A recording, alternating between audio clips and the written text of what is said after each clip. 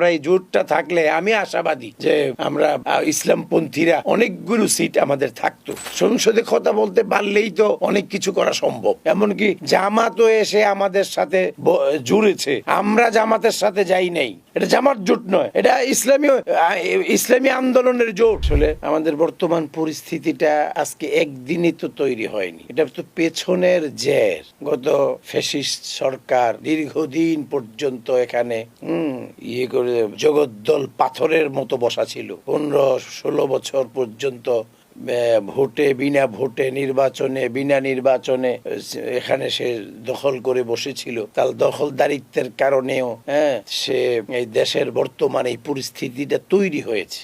এর জন্য আর্থিক অনটন, অভিযোগ এবং দেশের অরাজকতা, এই সব কিছুটা সাথে সম্পর্ক, পেছনের সাথে টানা আছে। এমনিতেই হয় নাই, পিছনের জের এগুলো। তো এই পরিস্থিতিতে আসলে আমরা যাই হোক, আমরা তো মানুষ হিসাবে আল্লাহ রাব্বুল আলামিন আমাদেরকে সুস্থ বিবেক দিয়েছেন। এই পরিস্থিতি যেমনই হোক, যদি এই পর্যায়ে আমরা মুসলমান হিসাবে দিন মানি, ইসলাম মানি, আল্লাহর হুকুম মানি, পরিস্থিতি যেমনই হোক আমাদের পক্ষে আসলে সঠিক থাকা, মজবুত থাকা এবং ভালো থাকার অসম্ভব কিছু না। সর্বোপরি বর্তমানে যে রাজনৈতিক যে পরিস্থিতি চলছে, আসলে এই যে ইসলামী জোট যেটাকে বলতেছিলাম আমরা, বক্স পলিসি, মূলত আসলে সর্বপ্রথম বাংলাদেশে এই এক বক্স পলিসির ঘোষণাকারী আমি। হয়তো অনেকেই এই নিয়ে চিন্তা ছিল, কারো মাথায় ছিল, সর্বপ্রথম এর ঘোষণা আমি করেছি। জাতীয় সিরাত কমিটির জাতীয় সিরাতুন নবী মহা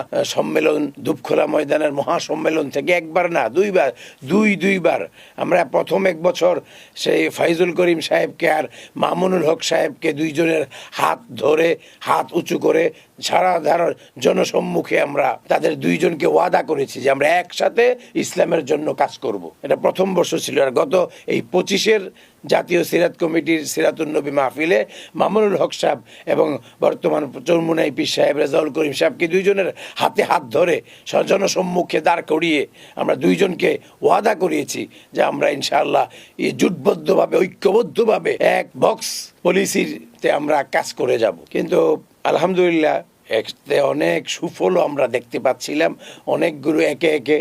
অনেকগুলো লোকেই যারা ইসলাম চায়, কমপক্ষে ইসলামিক কিছু চায় না, ইসলাম চায় বা না চায়, দেশে ইসলামিক কিছু হোক এটা পছন্দ করে না, এমন লোকগুলো সবে আমাদের সাথে এসে একের পর এক জড়িত হলো।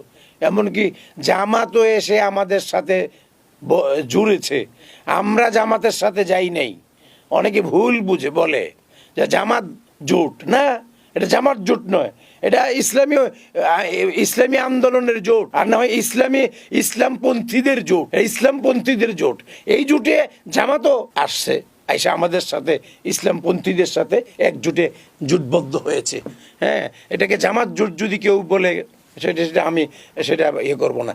যেহেতু এর সর্বপ্রথম উদ্যোক্তা আমরা, এর সর্বপ্রথম প্রস্তাবক আমরা, সর্বপ্রথম স্বপ্নদ্রষ্টা আমরা, এটাকে আমরা বলবো ইসলামপন্থীদের জোট বলবো, ইসলামপন্থীদের সমঝোতা বলবো এটাকে। তো সেই হিসাবে আলহামদুলিল্লাহ অনেক দূর এগিয়েও ছিল। জানি না কোত্থেকে কোনো পলিসি কিনা, আমরা কোনো ষড়যন্ত্রেরও শিকার কিনা জানি না, কেন যে আমাদের এই জোটটা আমরা ধরে রাখতে পারলাম না।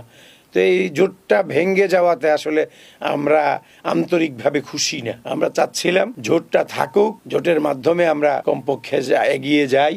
কমপক্ষে কিছু হলেও তো আমরা এই জোটটা থাকলে আমি আশাবাদী যে আমরা ইসলামপন্থীরা অনেকগুলো সিট আমাদের থাকতো, আসন থাকতো। আমাদের ইসলামপন্থী অনেক লোক সংসদে ঢুকতে পারতো আর সংসদে কথা বলার সুযোগ পেত। সংসদে কথা বলতে পারলেই তো অনেক কিছু করা সম্ভব, যেটা সংসদে না গেলে সম্ভব না। তো সেই হিসাবে আশাবাদী ছিলাম, কিন্তু সেই আশাটা কেমন জানি আমাদের পরাভূত হয়ে গেল। আমরা আশাহত হয়ে গেলাম, নিরাশ হয়ে গেলাম। তারপরেও আল্লাহর কাছে আমরা আশা